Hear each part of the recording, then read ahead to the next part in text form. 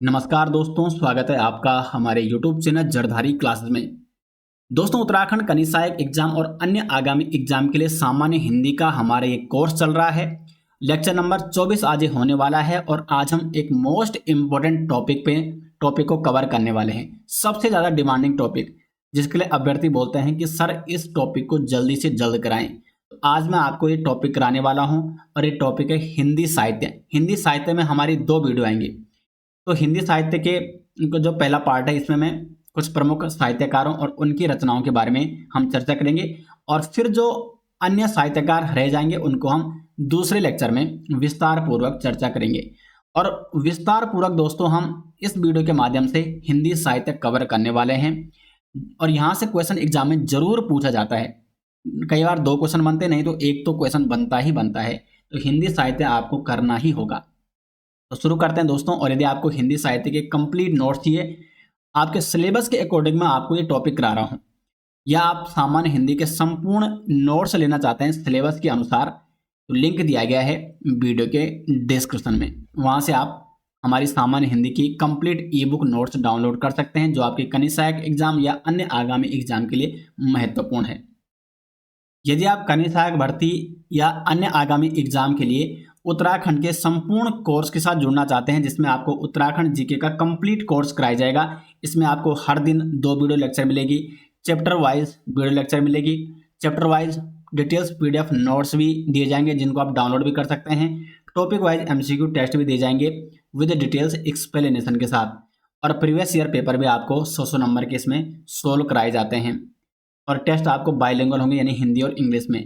यदि आप उत्तराखंड जीके के कंप्लीट कोर्स के साथ जुड़ना चाहते हैं तो जड़धारी क्लासेस ऐप को अभी प्ले स्टोर से इंस्टॉल कीजिए और इस कोर्स के साथ आप जुड़ सकते हैं। तो ऐप का लिंक मैं आपको वीडियो के डिस्क्रिप्शन में देने वाला हूं, या आप प्ले स्टोर में जाके जड़धारी क्लासेस ऐप को इंस्टॉल कर सकते हैं। सबसे पहले बात कर लेते हैं दोस्तों सूर्यकांत त्रिपाठी निराला जी के बारे में। सूर्यकांत त्रिपाठी निराला ये छायावाद युग के कवि माने जाते हैं और छायावाद युग के 4 स्तंभों में से ये एक हैं। छायावाद का इन्हें महेश भी कहा जाता है। छायावाद युग का महेश किसे कहा जाता है? तो सूर्यकांत त्रिपाठी निराला जी को कहा जाता है। इनके जीवन परिचय के बारे में जान लेते हैं। तो इनका जन्म होता है 21 फरवरी 1899 को। कई जगह 1896 भी दिया गया है, लेकिन NCERT के अनुसार 1899 इनका जन्म हुआ था। जन्म स्थान है मेदिनीपुर, बंगाल, और इनका निधन होता है 15 अक्टूबर 1961 को। अब इनकी रचनाओं के बारे में दोस्तों जान लेते हैं। मुख्यतः जो आपके सिलेबस में है वो इनकी पद्य रचनाएं, यानी जो काव्य संग्रह है, तो वो आपको विशेष तौर पर ध्यान देने हैं। भाई कई बार उपन्यास और कहानी भी और पत्रिका भी एग्जाम में पूछा जाता है। तो आपके सिलेबस में जितने भी दोस्तों साहित्यकार दिए गए हैं वो सारे के सारे हम यहाँ पे चर्चा करेंगे। तो काफी महत्वपूर्ण होने वाला है ये टॉपिक हिंदी साहित्य का आपके लिए। तो सूर्यकांत त्रिपाठी निराला जी की प्रमुख अगर रचनाओं की बात करें तो सबसे पहले हम काव्य संग्रह की बात कर लेते हैं। काव्य संग्रह में आपको बार बार समझा चुका हूं, जिसमें बहुत सारी कविताओं का, बहुत सारे काव्यों का संग्रह होता है, उसे कहा जाता है काव्य संग्रह। तो इनकी जो प्रथम रचना है, प्रथम काव्य संग्रह, वो थी जूही की कली। तो कई बार एग्जाम में भी पूछा जा चुका है जो है कि जूही की कली किसकी रचना है? तो ये है सूर्यकांत त्रिपाठी निराला जी की। उसके बाद अनामिका महत्वपूर्ण है। कुकुरमुता ये भी महत्वपूर्ण है दोस्तों, एग्जाम में पूछी जा चुकी है। परिमल, बेला, नए पत्ते, उसके बाद गीतिका हो गया, तोड़ती पत्थर, अर्चना, आराधना, विधवा और भिक्षुक। ये 12 बहुत ही महत्वपूर्ण काव्य संग्रह, बहुत ही महत्वपूर्ण रचनाएं हैं दोस्तों सूर्यकांत त्रिपाठी निराला जी की।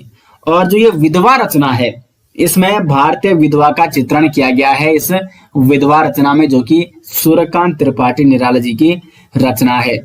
उपन्यास की अगर बात करें तो अप्सरा बहुत ही महत्वपूर्ण उपन्यास है इनका।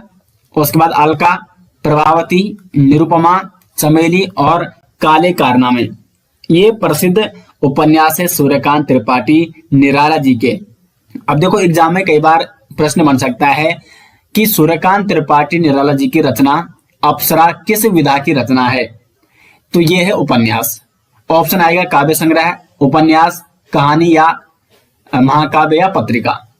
तो आपको क्या करना है? उपन्यास। क्योंकि सिर्फ आपको ये ध्यान नहीं देना है कि उपन्यास कौन कौन से हैं, जैसे मतलब सिर्फ आपको यहाँ पे ये याद नहीं करना है कि रचना कौन कौन सी है सूर्यकांत त्रिपाठी निराला जी की, बल्कि आपको ये भी याद करना होगा कि जैसे अप्सरा क्या है, वो एक उपन्यास है, जूही की कली क्या है, एक काव्य संग्रह है। क्योंकि एग्जाम में सिर्फ रचनाएं नहीं पूछा जाता, कई बार इस प्रकार से भी कि किस विधा की रचना है। विधा का मतलब कि वो काव्य संग्रह है, वो कहानी है, वो उपन्यास है या वो पत्रिका है। इस प्रकार के भी प्रश्न कई बार एग्जाम में देखने को मिले हैं। तो ये प्रमुख काव्य संग्रह और उपन्यास थे सूर्यकांत त्रिपाठी निराला जी के। कहानी की अगर बात करें तो लिली काफी प्रसिद्ध कहानी है इनकी।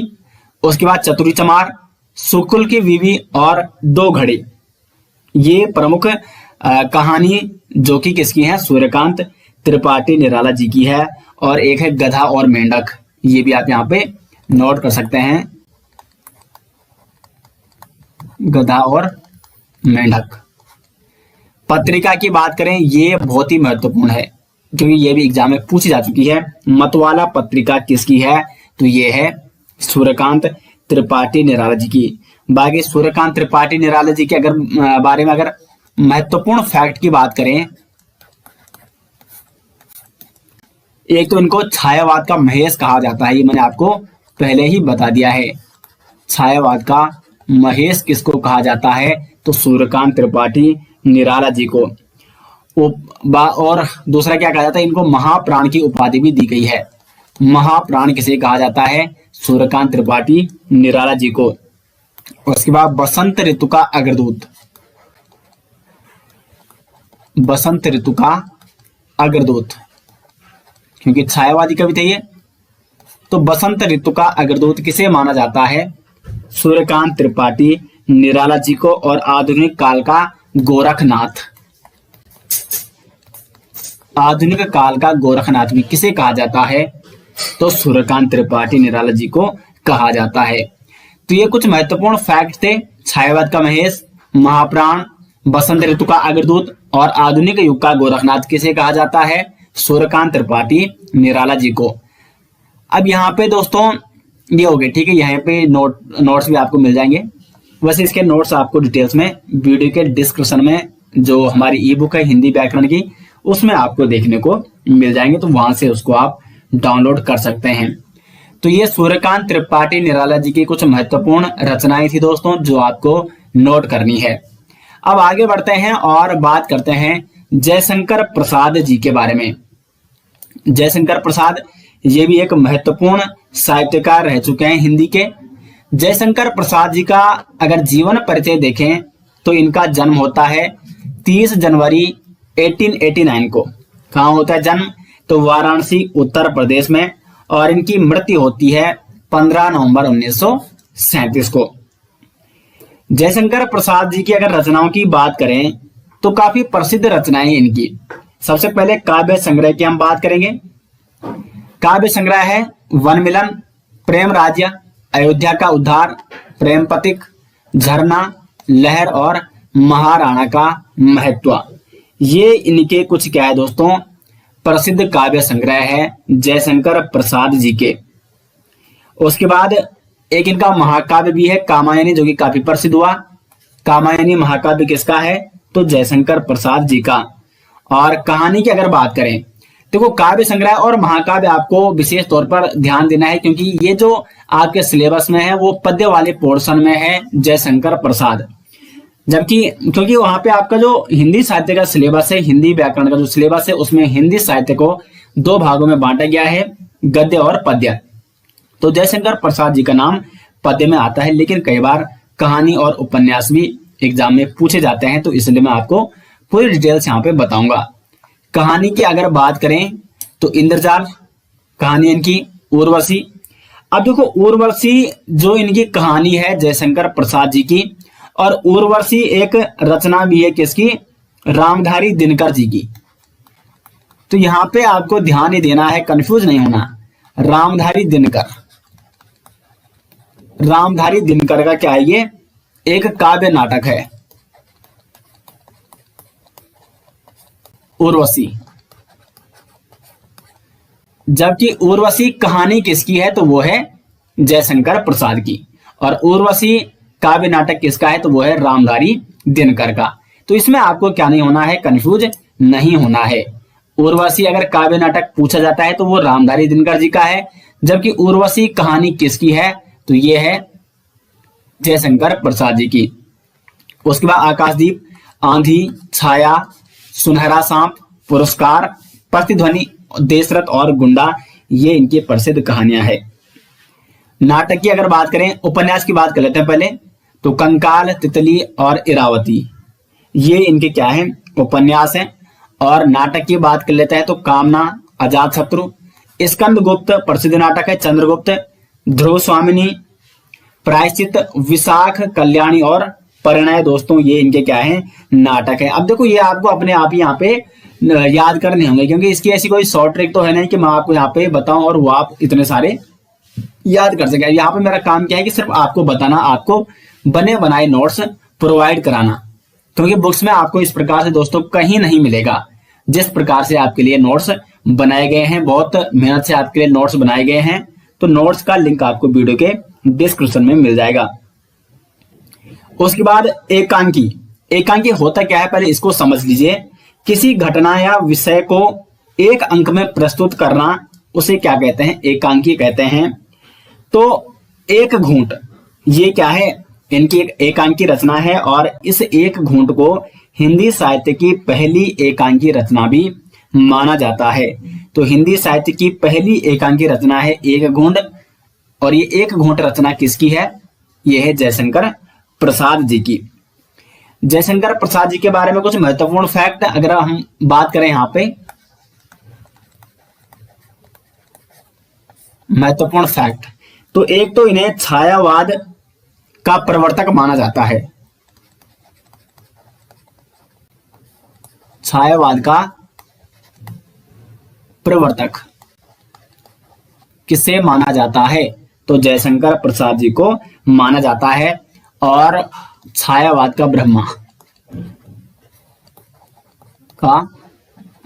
किसे माना जाता है, तो ये भी जयशंकर प्रसाद को माना जाता है। जयशंकर प्रसाद भी दोस्तों छायावाद युग के 4 स्तंभों में से एक हैं। अब आगे बढ़ते हैं। जयशंकर प्रसाद जी की सारी रचनाएं यहाँ पे आप देख सकते हैं, ये आपको क्या करनी है, याद करनी है। नेक्स्ट हम बात करेंगे दोस्तों माखनलाल चतुर्वेदी जी की रचनाओं के बारे में। माखनलाल चतुर्वेदी जी का जन्म होता है 4 अप्रैल 1889 को। जन्म स्थान कहाँ है, बावई होशंगाबाद, जो कि मध्य प्रदेश में है। और इनका निधन होता है 30 जनवरी 1968 को। इनकी रचनाओं में दोस्तों आपको एक देशभक्ति की झलक देखने को मिलेगी।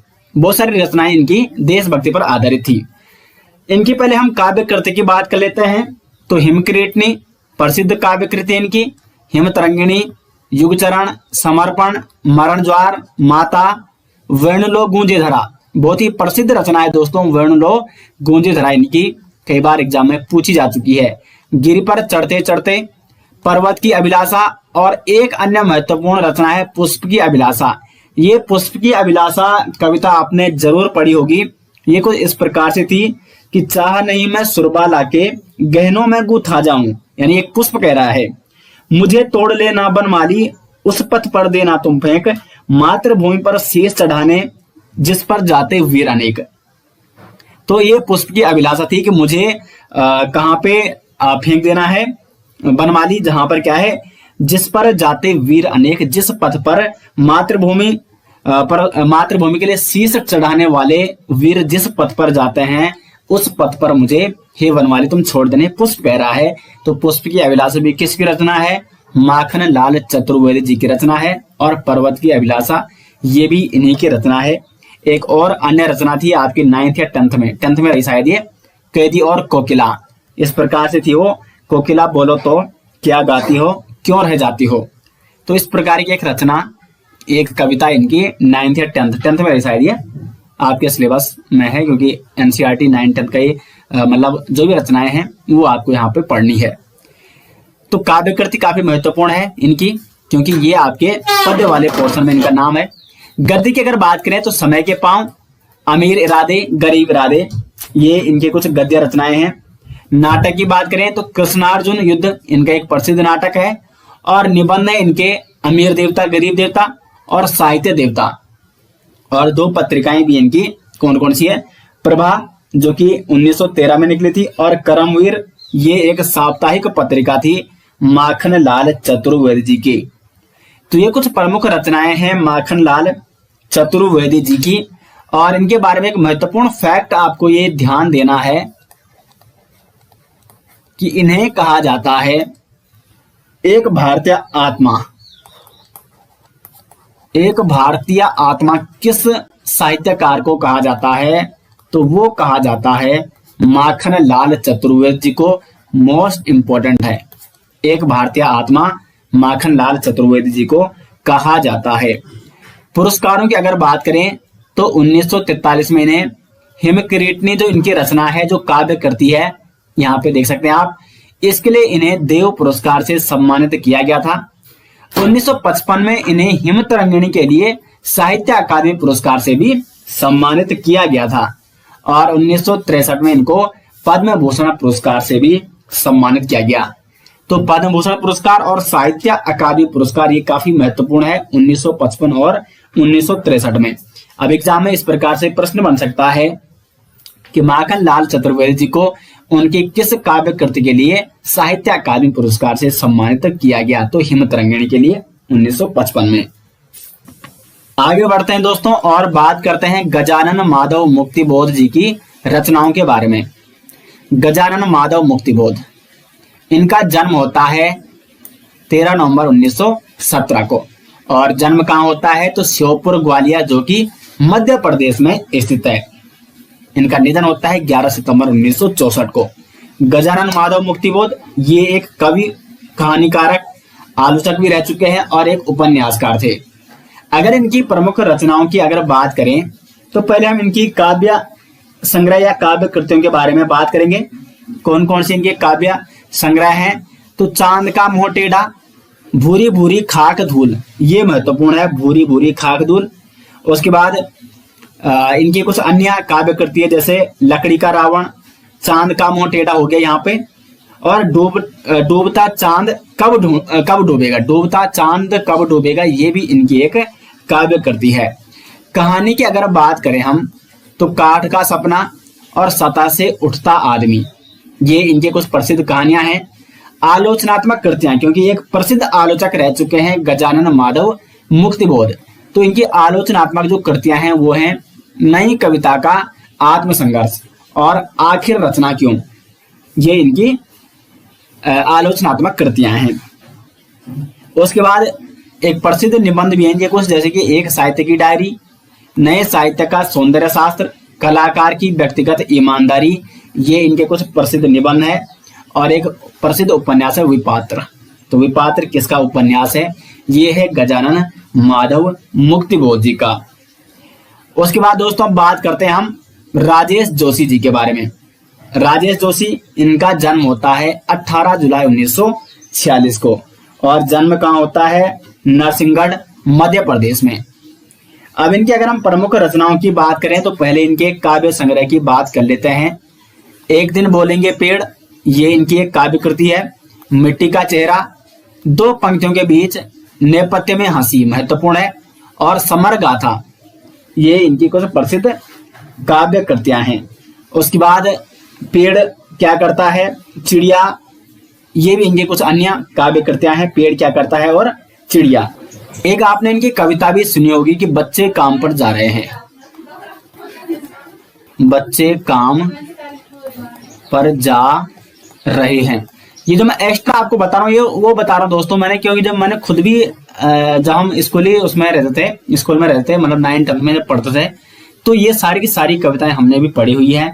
तो इसलिए क्योंकि ये एनसीईआरटी की हैं और ये बताने आपके लिए महत्वपूर्ण है, जो मुझे याद है यहाँ पे, ठीक है। तो बच्चे काम पर जा रहे हैं, ये राजेश जोशी जी की रचना थी। इस प्रकार से वो पंक्ति शुरुआत होती कि हमारे समय की सबसे भयानक पंक्ति है यह।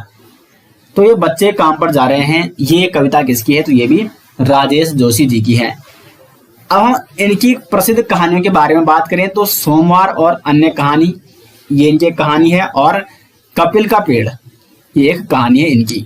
आलोचनात्मक कृति की अगर बात करें तो एक कवि की नोटबुक, ये इनकी एक आलोचनात्मक कृति है। एक आलोचक भी रह चुके हैं राजेश जोशी। नाटकों की बात करें तो अच्छे आदमी, कहन कबीर, जादू मंगल, तुक्के पर तुक्का, टंकारा का गाना, और इनकी एक प्रसिद्ध बाल कविता भी है पानी बरसा। तो ये इनके कुछ प्रसिद्ध रचनाएं थी, और विशेष तौर पर इनके आपको जो काव्य संग्रह हैं, जो काव्य कृति है इनकी, वो आपको नोट करनी होगी। पुरस्कारों की अगर बात करें तो 2002 में इनको साहित्य अकादमी पुरस्कार से सम्मानित किया जा चुका है। इनकी जो काव्य कृति है दो पंक्तियों के बीच, तो दो पंक्तियों के बीच इस काव्य संग्रह के लिए इनको 2002 में, यानी राजेश जोशी जी को 2002 में साहित्य अकादमी पुरस्कार से सम्मानित किया जा चुका है। कबीर के बारे में बात करते हैं तो कबीर का जन्म हुआ 1398 ईस्वी में और इनका निधन हुआ 1518 ईस्वी में। कबीर की प्रमुख रचनाओं को देखें अगर, जहां से एग्जाम में प्रश्न बनते हैं, तो बीजक इनकी प्रमुख काव्य संग्रह है। कबीर का काव्य संग्रह कौन सा है? वो है बीजक। बीजक इनका एक प्रसिद्ध काव्य संग्रह है, और बीजक में साखी, सबद और रमैनी कृतियों का संग्रह किया गया है। तो प्रश्न बन सकता है कि कबीर की जो साखी, सबद और रमैनी कृतियां हैं, इनका संग्रह किसमें किया गया है? बीजक काव्य संग्रह में किया गया है। कबीर की भाषा से कई बार प्रश्न आता है एग्जाम में कि कबीर की भाषा कौन सी है। तो रामचंद्र शुक्ल के अनुसार कबीर की जो भाषा है, कबीर की भाषा है सदुकड़ी। कबीर की भाषा को सदुकड़ी किसने कहा? प्रश्न बनता है ये एग्जाम में डायरेक्ट। रामचंद्र शुक्ल ने कबीर की भाषा को क्या कहा? सदुकड़ी कहा। और श्याम सुंदर दास ने कबीर की भाषा को कहा पंचमेल खिचड़ी। पंचमेल खिचड़ी क्यों कहा? क्योंकि जो कबीर के जो साहित्य देखने को मिलते हैं, या कबीर की जो कृतियां हैं, इसमें कई भाषाओं का मिश्रण देखने को मिलता है, इसलिए श्याम सुंदर दास ने कबीर की भाषा को पंचमेल खिचड़ी कहा है। और कबीर हिंदी साहित्य के भक्तिकाल युग में ज्ञानाश्रयी निर्गुण शाखा के कवि थे। कबीर कौन सी शाखा के कवि थे? निर्गुण शाखा के। अब देखो, अगर हम भक्ति काल में देखें तो भक्ति काल में दो प्रकार के कवि हुआ करते थे, सगुण धारा और निर्गुण धारा। निर्गुण धारा, सगुण धारा में वो एक कवि आते थे जो ईश्वर के गुणों को मानते थे, उनके रूप को, उनके रंग को, आकार को, या उनके नाम को। यानी ये जो सगुण धारा के कवि थे, ये मानते थे कि भगवान का कोई ना कोई रंग है, रूप है, आकार है, यानी मूर्त रूप को ये मानते थे, मूर्त रूप।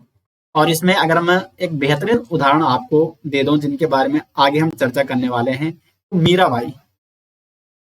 मीराबाई सगुण धारा की कवि थी, कवित्री। ये श्री कृष्ण की अनन्य भक्त थी। ये जो भी ईश्वर को मानता था, ईश्वर के मूर्त रूप को मानता था, जिसमें मूर्ति पूजा हो या अवतार की पूजा करना या सगुण भक्ति करना, तो ये सगुण धारा के कवि थे। निर्गुण धारा, जिसमें कबीर भी आते थे, तो ये गुणों से परे, यानी निराकार रूप को मानते थे, यानी जिसका कोई गुण ना हो, जो निराकार हो, जिसका कोई रूप ना हो, तो ईश्वर को इस प्रकार मानते थे, निराकार रूप को। तो इसमें प्रमुख थे कबीर। आगे बढ़ते हैं, बात करेंगे मीराबाई के बारे में। मीराबाई, इनका जन्म हुआ 1498 में, निधन हुआ 1547 में। मीरा का विवाह हुआ उदयपुर के महाराणा कुमार भोजराज के साथ मीरा का विवाह होता है, यानी उदयपुर के जो महाराणा थे कुमार भोजराज। और मीराबाई की जो रचनाएं हैं वो श्री कृष्ण प्रेम से ओतप्रोत है, क्योंकि श्री कृष्ण को अपना प्रेमी मानती थी ये। श्री कृष्ण की अनन्य भक्ति इन्होंने की मीराबाई ने, इसलिए इनकी जो भी रचनाएं हैं वो श्री कृष्ण प्रेम से ओतप्रोत हैं। और मीराबाई भक्तिकाल युग की सगुण धारा की कवयित्री है। जैसे मैं आपको बता चुका हूँ, सगुण धारा में वे कवि या कवयित्री आते हैं जो ईश्वर के रूप, रंग, आकार को मानते हैं या मूर्त रूप को मानते हैं। जैसे भगवान श्री कृष्ण है, तो हमने अपने मन में उनकी एक मूर्ति बिठा रखी है कि भगवान श्री कृष्ण कैसे रहे होंगे, या हम उनके रूपों से या उनके जो गुण हैं, उनके नामों से हम परिचित हैं। तो मीराबाई भी सगुण धारा की कवित्री थी, जो कि सगुण रूप को या मूर्त रूप को मानती थी और श्री कृष्ण की अनन्य भक्त थी। प्रमुख रचनाओं की बात करें, मीराबाई की प्रमुख रचनाएं तो नरसिंह जी का मायरा, गीत गोविंद टीका, राग गोविंद और राग सोरठ, ये मीराबाई की प्रमुख रचनाएं हैं। नेक्स्ट यहाँ पे सूरदास। सूरदास से एग्जाम में बहुत सारे क्वेश्चन बनते हैं, मोस्ट इंपोर्टेंट है। सूरदास की प्रमुख रचनाएं हैं सूर सागर, सूर सारावली, साहित्य लहरी, इंपॉर्टेंट है, कई बार एग्जाम में पूछी जाती है। साहित्य लहरी किसकी रचना है? सूरदास की। नल दमयंती और ब्याहलो, इंपॉर्टेंट रचना है ब्याहलो, ये सूरदास की रचना है। सूरदास जी को वात्सल्य रस का सम्राट भी माना जाता है। प्रश्न बनता है कि वात्सल्य रस का सम्राट किसे माना जाता है? सूरदास को। और सूरदास भी ये भक्तिकालीन युग के सगुण धारा के कवि थे। सूरदास भी भगवान के मूर्त रूप को मानते थे, तो ये भी सगुण धारा के कवि थे। और भक्तिकालीन युग के उस समय जो अष्टछाप कवि हुआ करते थे, यानी भक्ति परंपरा के जो 8 प्रमुख कवि थे, जिनको अष्टछाप कहा जाता था, भक्तिकालीन युग के 8 प्रमुख कवि, इनमें सबसे अधिक या सर्वाधिक लोकप्रिय कवि कौन थे? सर्वाधिक लोकप्रिय कवि ये सूरदास ही थे। सूरदास को अष्टछाप के सर्वाधिक लोकप्रिय कवियों में से एक माना जाता है। तो इनका जन्म होता है 1548 को उत्तर प्रदेश में और निधन होता है 1628 को। ये भी भक्तिकालीन युग के सगुण धारा के कवि हैं और मूल नाम इनका था सैयद इब्राहिम। सैयद इब्राहिम किसका मूल नाम था? रसखान जी का। अगर हम इनकी प्रसिद्ध कृतियों के बारे में बात करेंगे तो सुजात रसखान और प्रेम वाटिका प्रसिद्ध काव्य कृतियां हैं रसखान जी की। नेक्स्ट हम बात करते हैं गोस्वामी तुलसीदास जी के बारे में। गोस्वामी तुलसीदास जी का जन्म होता है 1532 में बांदा जिला और निधन इनका होता है 1623 में वाराणसी में। इनकी पत्नी का नाम था रत्नावली और इनके गुरु का नाम था नरहरिदास। अगर इनकी प्रमुख कृतियों या प्रमुख रचनाओं के बारे में बात करें तो कवितावली एक प्रसिद्ध रचना इनकी, और कवितावली किस भाषा में लिखी गई है? तो ब्रज भाषा में। रामचरितमानस, दोहावली, विनयवली, विनय पत्रिका, गीतावली। विनय पत्रिका भी दोस्तों ब्रज भाषा में लिखी गई है, ठीक है, विनय पत्रिका। गीतावली हो गया, जानकी मंगल, हनुमान चालीसा और पार्वती मंगल। श्री राम के अनन्य भक्त रह चुके हैं गोस्वामी तुलसीदास जी। रामचरितमानस इन्होंने लिखा है। और उसके बाद यहाँ पे लगभग ये महत्वपूर्ण रचनाएं हैं गोस्वामी तुलसीदास जी की। अगर इनके बारे में कुछ अन्य महत्वपूर्ण फैक्ट की अगर बात करें तो इनको एक तो कवि शिरोमणि भी कहा जाता है, मानस का हंस भी इनको कहा जाता है और लोक नायक भी इनको कहा जाता है। राहुल सांकृत्यायन जी के बारे में, जिनको महापंडित राहुल सांकृत्यायन भी कहा जाता है। इनके अगर जीवन परिचय की बात करें तो इनका जन्म होता है 9 अप्रैल 1893 को आजमगढ़ उत्तर प्रदेश में और इनका निधन हुआ 14 अप्रैल 1963 को। राहुल सांकृत्यायन का मूल नाम क्या है दोस्तों? तो केदार पांडे इनका मूल नाम था और इनको महापंडित राहुल सांकृत्यायन के नाम से भी जाना जाता है। और इनकी अगर आप अधिकांश रचनाएं देखोगे तो वो यात्राओं पर संबंधित है। अधिकांश रचनाएं इनकी वो यात्राओं से संबंधित है, क्योंकि इन्होंने बहुत सारी यात्राएं की थी अपने समय, तो बहुत सारी रचनाएं इनकी यात्राओं पर आधारित है। अब बात करते हैं इनकी प्रमुख रचनाओं की। तो यहाँ पे सबसे पहले इनकी कहानी संग्रह की अगर बात करें तो सतमी के बच्चे काफी महत्वपूर्ण रचना है इनकी। उसके बाद वोल्गा से गंगा, बहुरंगी, मधुपुरी और कनेला की कथा, ये 4 प्रसिद्ध कहानी संग्रह दोस्तों राहुल सांकृत्यायन जी के। जीवनी की अगर बात करें तो कौन कौन सी इन्होंने जीवनियां लिखी है? तो स्टालिन, कार्ल मार्क्स, ये महत्वपूर्ण है। लेनिन की इन्होंने जीवनी लिखी है, लेनिन पे। माओ त्से तुंग, इस पर इन्होंने जीवनी लिखी है। घुमक्कड़ स्वामी, घुमक्कड़, उसके बाद घुमक्कड़ जयवर्धन, ठीक है। सिंहल घुमक्कड़, सिंहल के वीर पुरुष वीरचंद सिंह गढ़वाली। महत्वपूर्ण है दोस्तों कि वीरचंद सिंह गढ़वाली जी की जीवनी किसने लिखी है? तो वो भी राहुल सांकृत्यायन जी ने लिखी है।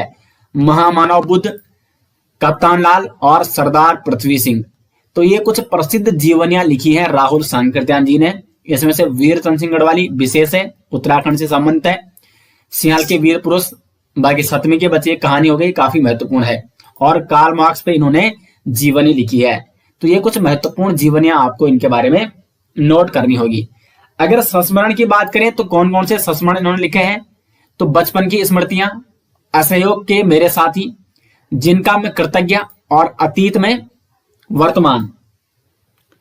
उसके बाद यहाँ पे नए भारत के नेता, ये भी इनका एक प्रसिद्ध संस्मरण यहाँ पे रचनाएं इनकी। तो कुछ प्रसिद्ध संस्मरण रचनाएं यहाँ पे आप इनकी देख सकते हैं।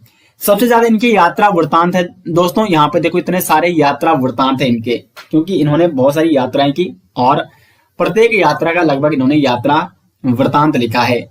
मेरी लद्दाख यात्रा, लंका यात्रावृत्ति, मेरी यूरोप यात्रा, तिब्बत, जापान, ईरान यात्रा, तिब्बत में 100 वर्ष, किन्नर देश में, रूस में 25 मास और एशिया में दुर्गम खंड। तो ये कुछ प्रसिद्ध यात्रा वृत्तांत हैं राहुल सांकृत्यायन जी के। कुछ उपन्यास भी इन्होंने लिखे हैं, क्योंकि देखो ये आपके गद्य वाले खंड में है। अगर आप अपना सिलेबस देखोगे तो गद्य वाले पोर्शन में इनका नाम है, तो इनके उपन्यास काफी महत्वपूर्ण हो जाते हैं। तो उपन्यास कौन कौन से हैं? जीने के लिए, 22वीं सदी, भागो नहीं दुनिया को बदलो, शैतान की आंखें, सिंह सेनापति, मधुर स्वप्न, जय योद्धे और विस्मृत यात्री। ये कुछ प्रसिद्ध उपन्यास हैं राहुल सांकृत्यायन जी के। उसके बाद अगर इनके साहित्य और इतिहास की बात करें, यानी साहित्य पे भी इन्होंने इतिहास लिखा है, उस पर भी इन्होंने रचना लिखी है। तो हिंदी काव्य धारा पर इन्होंने इतिहास लिखा है और दक्षिणी हिंदी काव्य धारा का इन्होंने इतिहास लिखा है। तो ये है इनकी साहित्य और इतिहास रचनाएं। अन्य महत्वपूर्ण रचनाएं भी कुछ, जैसे मध्य एशिया का इतिहास और दर्शन दिग्दर्शन और तुम्हारी छाया, ये भी कुछ अन्य महत्वपूर्ण इनकी रचनाएं हैं। पुरस्कार की अगर बात करें तो 1958 में मध्य एशिया का इन्होंने जो इतिहास लिखा था, उस रचना के लिए इन्हें हिंदी साहित्य अकादमी पुरस्कार से सम्मानित किया गया था। तो राहुल सांकृत्यायन जी को हिंदी साहित्य अकादमी पुरस्कार से कब सम्मानित किया गया? 1958 को। उनकी किस रचना के लिए? तो मध्य एशिया का इतिहास के लिए। और 1963 में पद्म भूषण पुरस्कार से इनको सम्मानित किया जा चुका है। उसके बाद एक पुरस्कार दिया जाता है दोस्तों, महापंडित राहुल सांकृत्यायन पुरस्कार, इनके नाम से। तो महापंडित राहुल सांकृत्यायन पुरस्कार की शुरुआत हुई थी 1993 से, यानी 1993 में पहला महापंडित राहुल सांकृत्यायन पुरस्कार दिया गया। और ये इनके शताब्दी जन्म दिवस पर शुरू किया गया था, क्योंकि इनका अगर आप जन्म दिवस देखोगे, देखो यहाँ पे 1893 है, तो इसके शताब्दी जन्म दिवस था इनका 1993, यानी 100 साल बाद। तो इनके जन्म दिवस पर महापंडित राहुल सांकृत्यायन पुरस्कार की शुरुआत की गई। और यह पुरस्कार किसके द्वारा दिया जाता है? तो केंद्रीय हिंदी संस्थान और मानव संसाधन विकास मंत्रालय द्वारा ये दिया जाता है। हिंदी साहित्य में बहुमूल्य योगदान जो रचनाकार या जो साहित्यकार करता है, उसको इस सम्मान से सम्मानित किया जाता है। तो प्रतिवर्ष लगभग ये 2 लोगों को दिया जाता है। हिंदी साहित्य में बहुमूल्य योगदान देने के लिए महापंडित राहुल सांकृत्यायन पुरस्कार दिया जाता है, जिसकी शुरुआत 1993 से की गई थी। तो ये थी यहाँ पे राहुल सांकृत्यायन जी की कुछ प्रसिद्ध रचनाएं।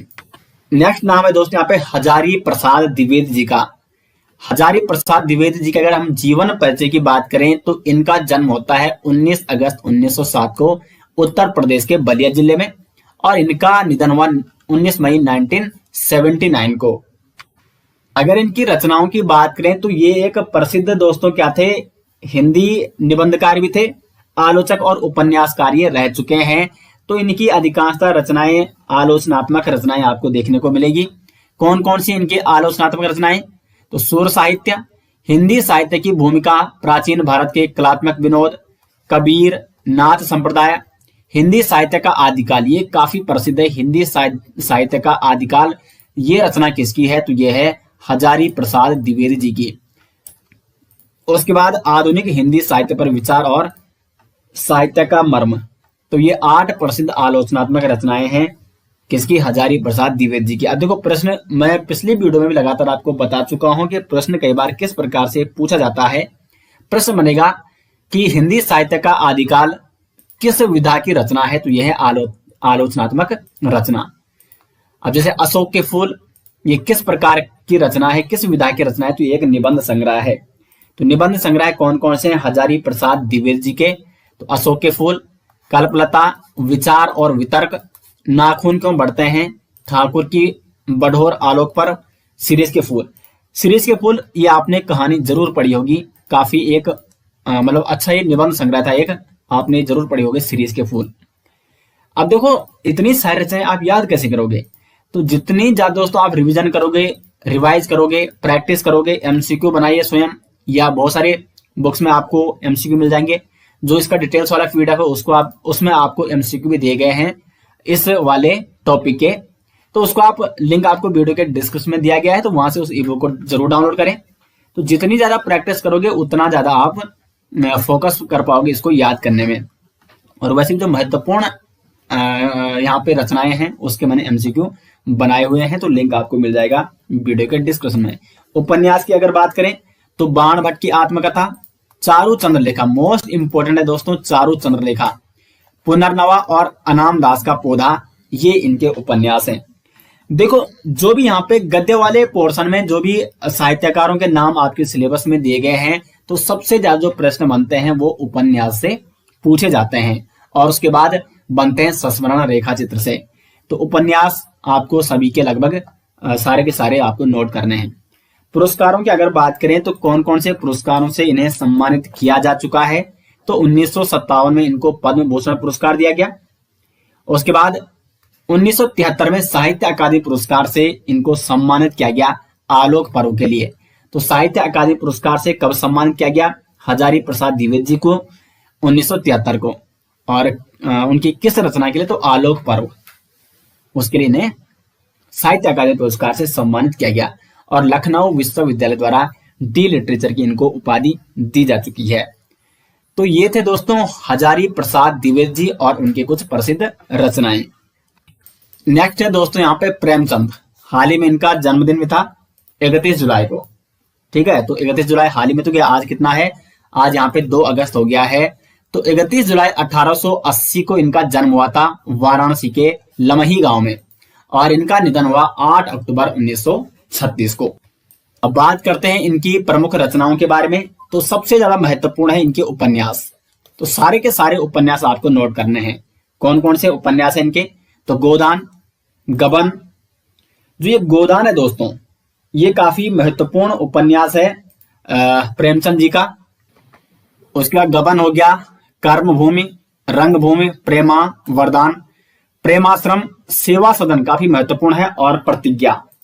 ये इनके कुछ क्या है, प्रसिद्ध उपन्यास हैं प्रेमचंद जी के। तो ये सारे के सारे आपको नोट करने हैं, क्योंकि उपन्यास काफी महत्वपूर्ण है प्रेमचंद जी के, बार बार एग्जाम में पूछे जाते हैं। अगर कहानी संग्रह की बात करें तो पंच परमेश्वर, बूढ़िका की महत्वपूर्ण कहानी है, पूस की रात, कफन, शतरंज के खिलाड़ी, नमक का दरोगा, ये कहानी आपने जरूर पढ़ी होगी दोस्तों, नमक का दरोगा, और 2 बैलों की कथा 9th 10th में, बहुत ही महत्वपूर्ण और सबसे मतलब ज्यादा पढ़ी जाने वाली कहानी। ये जो 2 बैलों की कथा है, ये मैंने स्वयं दोस्तों कई बार पढ़ी हुई है, तो काफी इंटरेस्टिंग कहानी है 2 बैलों की कथा। तो कहानी है 2 बैलों की कथा, नमक का दरोगा। ये कहानियां, ये रचनाएं किसकी हैं, तो ये है प्रेमचंद जी की। ईदगाह, कजाकी, सप्त सरोज, मान सरोवर, ऐश्वर्य न्याय, बेटों वाली विधवा, सज्जनता का दंड, प्रेम पूर्णिमा, प्रेम प्रतिमा, प्रेम द्वादशी और समर यात्रा। तो ये कुछ प्रसिद्ध यहाँ पे क्या है, कहानी और कहानी संग्रह हैं प्रेमचंद जी के। यहाँ पे एक ईदगाह जो ये कहानी है, इसमें वो ये ईदगाह वाली आपने स्टोरी जरूर पढ़ी होगी, ये भी सिलेबस में थी आपके। इसमें एक छोटा सा बच्चा होता है हामिद, जो कि मेले से एक चिमटा ले आता है।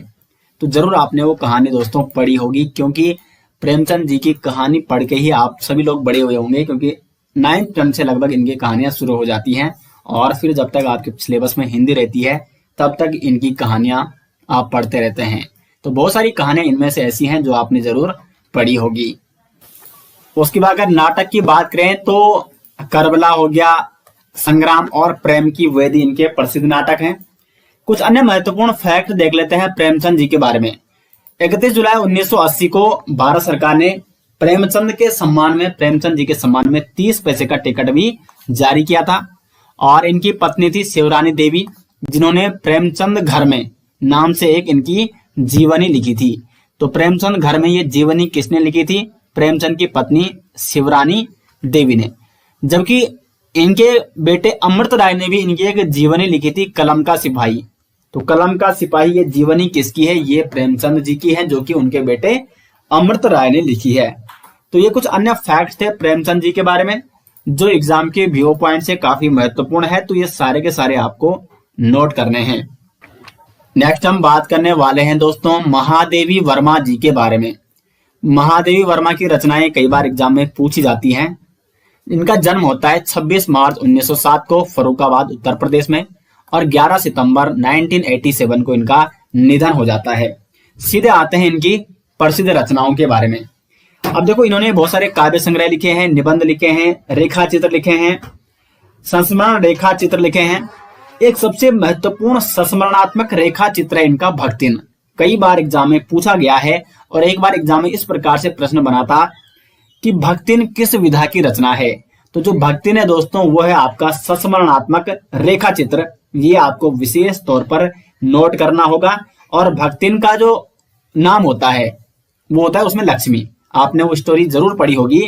तो एक संस्मरणात्मक रेखा चित्र है भक्तिन। अभी मैं आपको यही बताऊंगा कि ये संस्मरणात्मक रेखा चित्र क्या होते हैं आगे, जब ये आएगा। भी नीचे देख लेते हैं, पहले काव्य संग्रह की बात कर लेते हैं। तो काव्य संग्रह की अगर बात करें तो नीरजा सबसे महत्वपूर्ण इनका क्या है काव्य संग्रह है जो एग्जाम में पूछा जाता है। दीपशिखा, अग्निरेखा, रश्मि, प्रथम आयाम, वो सारे के सारे इंपॉर्टेंट है। लेकिन जो कुछ विशेष है वो मैं आपको इंपॉर्टेंट वहां पे लिख के दे रहा हूं। लेकिन मैं आपको पहले ही बता रहा हूं, अधिक से अधिक आपको प्रैक्टिस करनी है और ये सारे के सारे हो सके तो आपको नोट करने हैं, क्योंकि 2 या 3 नंबर का यहाँ से प्रश्न बनता है जितने भी, क्योंकि 3 लेक्चर मैंने आपको करा दिए हैं हिंदी साहित्य के।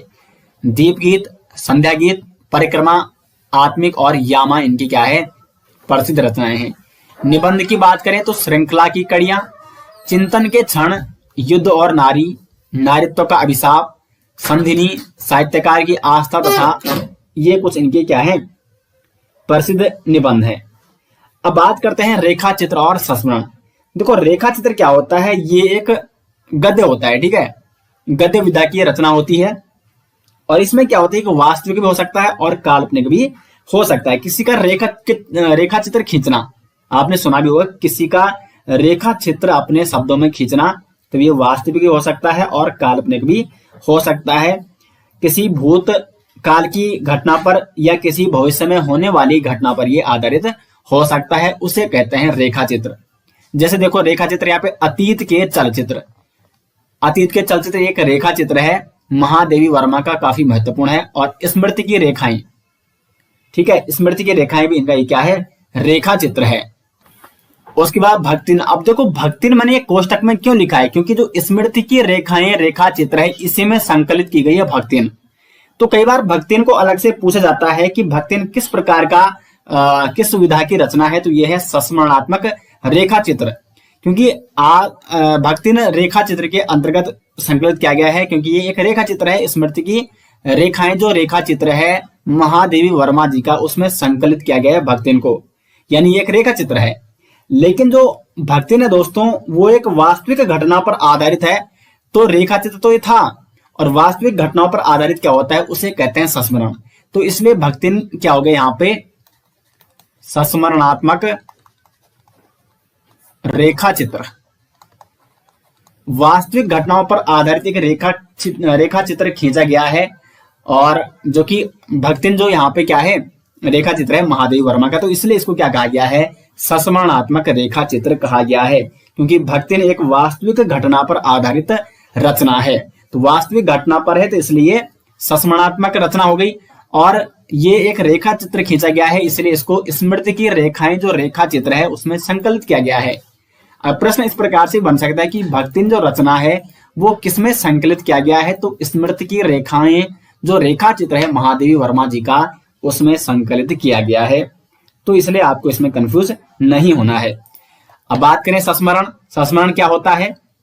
तो ये एक वास्तविक घटना पर आधारित रचनाएं होती हैं और ये अतीत में हुई कोई घटना होती है विशेष तौर पर, जिसे याद करके लिखा जाता है। तो यहाँ पे भक्तिन में भी यही हो रहा है। भक्तिन जो उनके जीवन में आती है, जिसका रियल नाम क्या होता है लक्ष्मी था, तो फिर वो उनके बारे में याद करके रचना लिख रही है। तो ये क्या हो गई संस्मरणात्मक रेखा चित्र हो गया।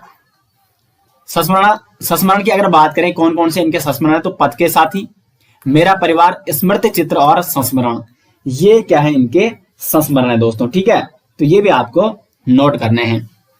बात आगे बढ़ाते हैं और बात करते हैं कुछ अन्य महत्वपूर्ण फैक्ट की। 1934 में नीरजा जो इनकी रचना है, नीरजा किस विधा की रचना है, काव्य संग्रह इनका, तो उसके लिए इनको शेक्सपियर पुरस्कार से सम्मानित किया गया था। 1956 यानी 1956 में पद्म भूषण पुरस्कार से इनको सम्मानित किया गया।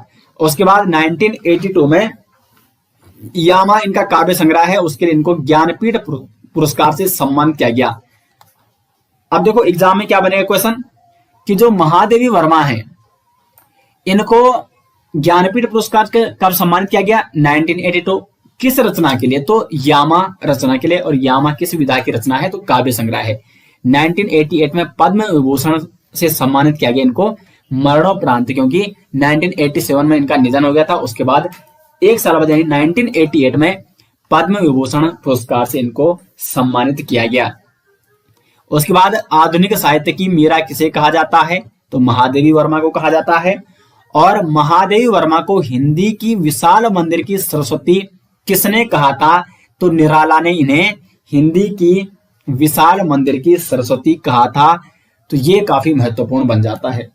तो ये कुछ महत्वपूर्ण फैक्ट थे महादेवी वर्मा जी के बारे में जो आपको नोट करने होंगे।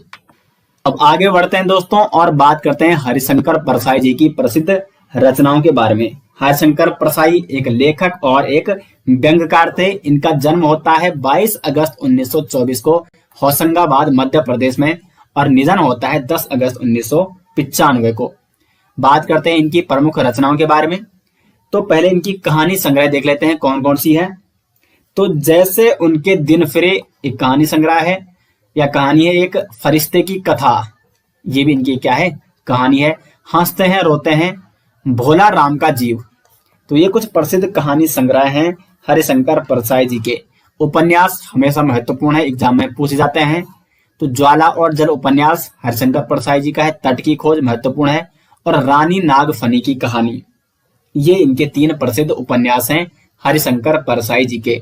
संस्मरण की अगर बात करें, संस्मरण में आपको पहले ही बता चुका हूं। तो संस्मरण इनका है तिरछी रेखाएं। तिरछी रेखाएं संस्मरण किसका है, हरिशंकर परसाई जी का। निबंध की बात करें, निठल्ले की डायरी, भूत के पांव, सदाचार का तावीज, तब की बात और थी, बेईमान की परत, पगडंडियों का जमाना, वैष्णव की फिसलन और विकलांग श्रद्धा का दौर, ये इनके क्या हैं, प्रसिद्ध निबंध हैं। कुछ अन्य रचनाओं के बारे में देख लेते हैं यहाँ पे जो आपने जरूर पढ़ी होंगी। प्रेमचंद के फटे जूते, ये रचना आपने जरूर पढ़ी होगी जब आप स्कूली एजुकेशन में रहे होंगे, स्कूली शिक्षा में रहे होंगे। 9th 10th में है ये प्रेमचंद के फटे जूते। मेरे को क्लियरली याद नहीं है कि कौन सी क्लास में है, लेकिन प्रेमचंद के फटे जूते आपने जरूर रचना पढ़ी होगी।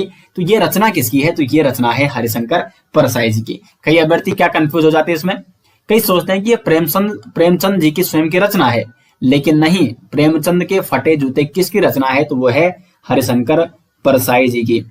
उसके बाद तुलसीदास चंदन घिसे, आवारा भीड़ के खतरे और ठिठुरता हुआ गणतंत्र, ये कुछ अन्य रचनाएं हैं जो आपको जरूर नोट करनी है, इसमें ये काफी महत्वपूर्ण है। पुरस्कारों की अगर बात करें तो विकलांग श्रद्धा का दौर जो इनकी रचना है, निबंध रचना है, इसके लिए इनको 1982 में साहित्य अकादमी पुरस्कार से सम्मानित किया जा चुका है। तो साहित्य अकादमी पुरस्कार से हरिशंकर परसाई जी को 1982 में उनकी रचना विकलांग श्रद्धा का दौर के लिए सम्मानित किया गया। आगे बढ़ते हैं और बात करते हैं मनोहर श्याम जोशी जी की प्रसिद्ध रचनाओं के बारे में। मनोहर श्याम जोशी जी का जीवन परिचय देख लेते हैं पहले। इनका जन्म होता है 9 अगस्त 1933 को अजमेर राजस्थान में, और इनका निधन होता है 30 मार्च 2006 को। वैसे मनोहर श्याम जोशी ये मूल रूप से कुमाऊं के थे।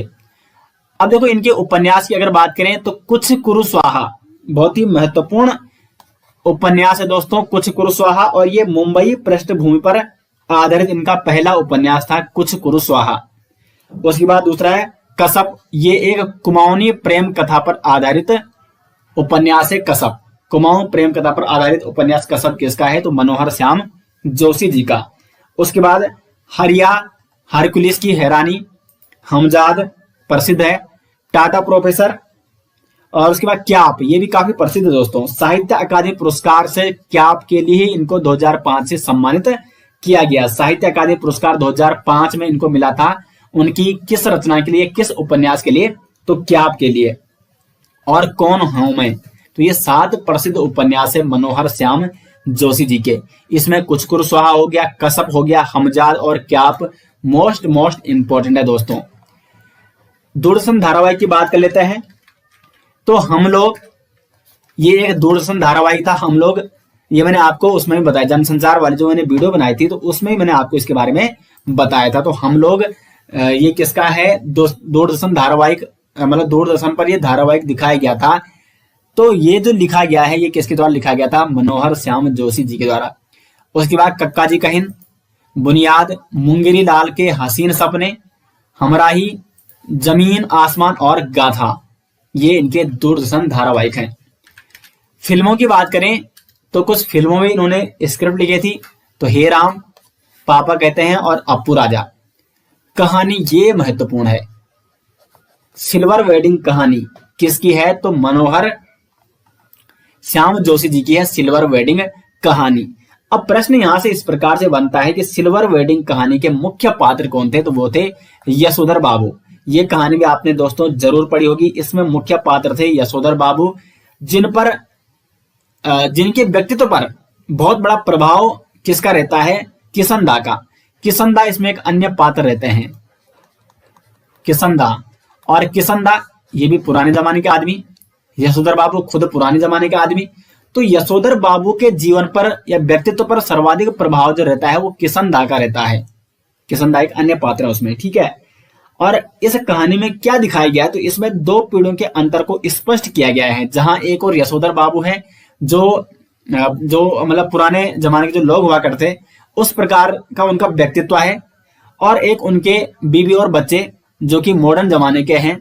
तो इन दोनों में किस प्रकार से अंतर है वो स्पष्ट इस कहानी में दिखाया गया है, सिल्वर वेडिंग कहानी में। अब जो यशोधर बाबू थे वो पुराने आदर्शों से जुड़े हुए थे, जबकि जो उनके बच्चे थे वो नई पीढ़ी के अनुसार अपना जीवन यापन करना चाहते थे।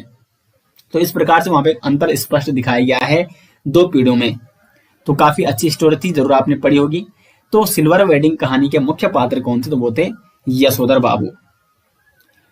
अगर पुरस्कारों की बात करें तो 2005 में इन्हें साहित्य अकादमी पुरस्कार से सम्मानित किया गया उनके उपन्यास क्याप के लिए, और 1993-94 में राष्ट्रीय शरद जोशी सम्मान से भी इनको सम्मानित किया गया था। तो ये है मनोहर श्याम जोशी जी की प्रसिद्ध रचनाएं। अब आगे बढ़ते हैं दोस्तों और बात करते हैं मन्नू भंडारी जी के बारे में।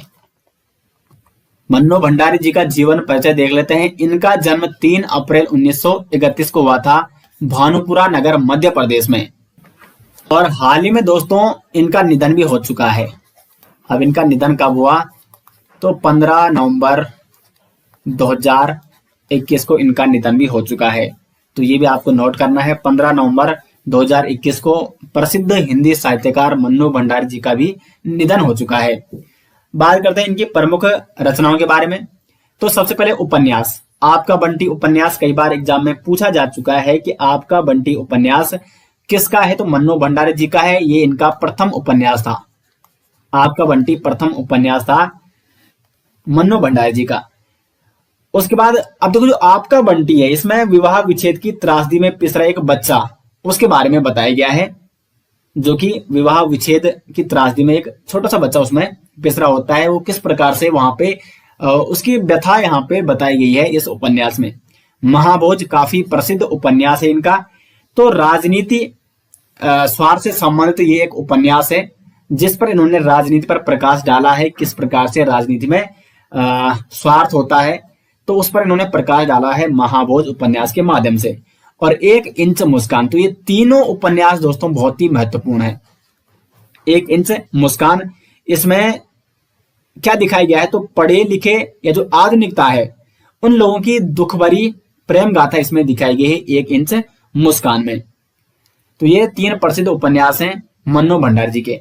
कहानी संग्रह की अगर बात करें तो 3 निगाहों की एक तस्वीर, मैं हार गई, यही सच है, 1 प्लेट सैलाब महत्वपूर्ण है, रानी माँ का चबूतरा, गीत का चुम्बन, त्रिशंकु, विदूषक महत्वपूर्ण है और नायक खलनायक, ये कुछ महत्वपूर्ण कहानियां हैं मन्नू भंडारी जी की। आत्मकथा की बात करें तो एक कहानी यह भी, ये आत्मकथा किसकी है तो मन्नू भंडारी जी की है। नाटक की बात करें तो बिना दीवारों के घर और रजनी दर्पण, ये मन्नू भंडारी जी के क्या है, नाटक है। अब दोस्तों पुरस्कारों की बात कर लेते हैं तो 2008 में इनको व्यास सम्मान से सम्मानित किया जा चुका है।